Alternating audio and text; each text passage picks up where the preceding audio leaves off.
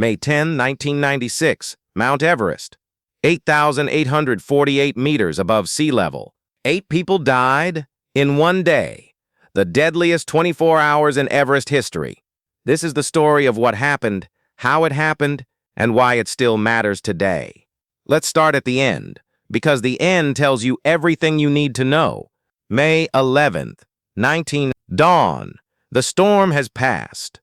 Climbers stumble down from the death zone, frostbitten, exhausted, traumatized.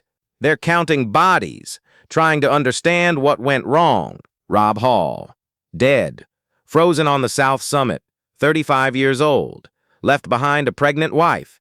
Scott Fischer, dead, collapsed above the Hillary step, 40 years old, one of the strongest climbers in the world.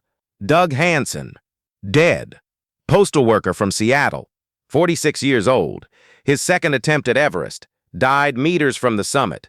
Yasuko Namba, dead, Japanese climber, 47 years old, trying to complete the 7 summits, froze to death in the night. Andy Harris, dead. Rob Hall's guide, 31 years old, vanished somewhere on the mountain.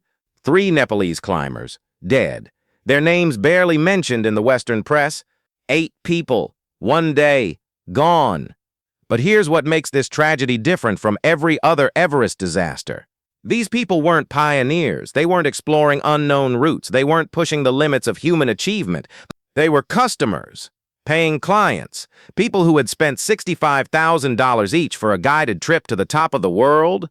And that changes everything. Let's go back 24 hours earlier. May 10th, Camp 4, 7,900 meters, the South Col, a flat, windswept saddle of ice between 2 peaks. 33 climbers are preparing for the summit push. The final climb, 850 meters to go. They're part of 2 commercial expeditions. Adventure consultants, led by Rob Hall, a New Zealander, methodical, careful, the most successful Everest guide in the world. Mountain Madness, led by Scott Fischer, an American, charismatic, bold, Rob's friendly rival. The clients are ordinary people, a doctor from Texas, a postal worker from Seattle, a journalist from New York, a Japanese office worker. They've paid $65,000 each. They've trained for months. They've climbed for 6 weeks, acclimatizing, preparing. Today is summit day. The reason they came, the reason they paid, the reason they risked everything. 4 a.m. Headlamps in the darkness. They start climbing. The plan is simple. Reach the summit by 2 p.m. Turn around no matter what. Descend before dark. 2 p.m. is the turnaround time Rob Hall had told his clients weeks earlier. Non-negotiable. If you're not at the summit by 2 p.m., you turn around. No exceptions. This rule exists for a reason. Descending Everest in darkness is deadly. Descending in a storm is suicidal. 4 a.m. becomes 6 a.m. 6 becomes 8. 8 becomes noon. They're climbing slowly. Too slowly. The altitude makes every step exhausting. Clients are struggling. Noon. They should be near the summit. They're not. They're still hours away. Rob Hall looks at his watch, looks at his clients. They're so close. They've paid so much, trained so hard. He makes a decision. Keep going. Break his own rule. Scott Fischer's group is behind. Scott himself is sick. Altitude sickness. Moving slowly, but he keeps climbing. 1 p.m., 2 p.m. The turnaround time. They're still climbing. 3 p.m., 4 p.m. Finally, they start reaching the summit.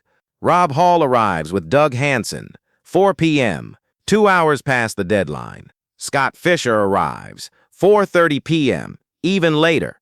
Yasuko Namba, Beck Weathers. One by one, the clients reach the top. They take photos, celebrate, cry with joy. They don't notice the clouds building, the wind picking up, the temperature dropping. By 5 p.m., everyone is starting to descend. By 6 p.m., the storm hits.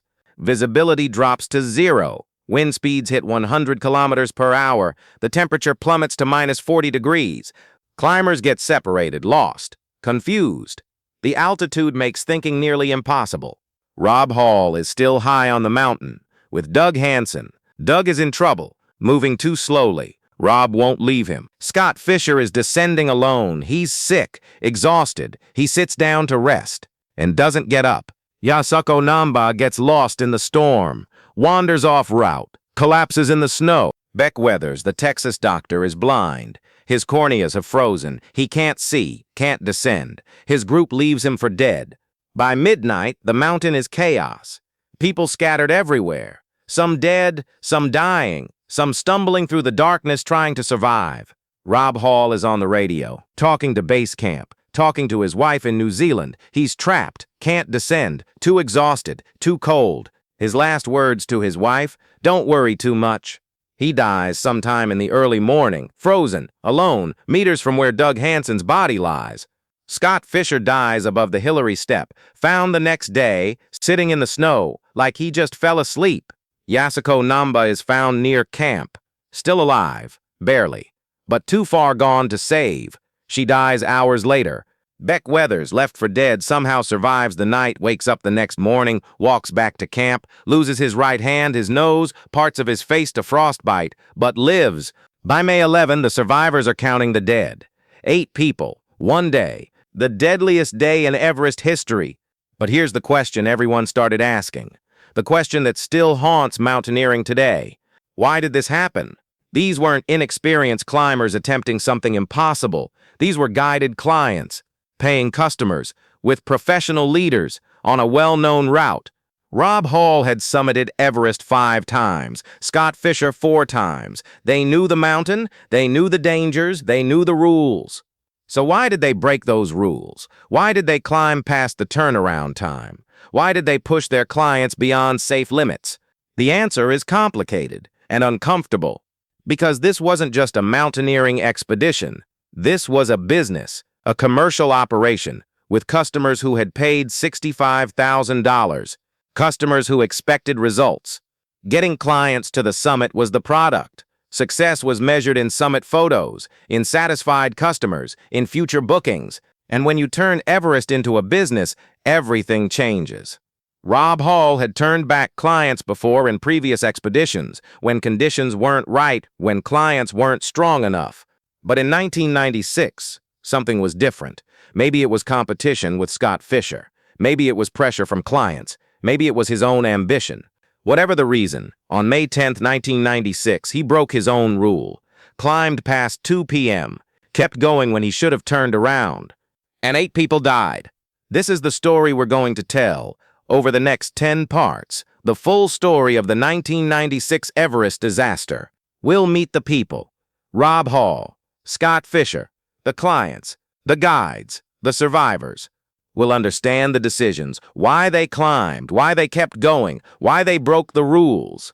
We'll examine the aftermath, the blame, the controversy, the lessons learned or not learned. Because 28 years later, this story still matters. Everest is more crowded than ever, more commercial than ever, more dangerous than ever. In 2019, 11 people died on Everest in one season. Traffic jams at the summit, people waiting in line to take photos, while others die around them. The 1996 disaster was supposed to change things, supposed to be a wake-up call, a reminder that Everest can't be bought, can't be conquered by money alone. But did it change anything, or did it just make the business more profitable? That's what we're going to explore. Into thin air. The 1996 Everest disaster. 8 people died. 1 day, May 10, This is their story. This is what happened. This is why it matters. Welcome to the deadliest day on Everest.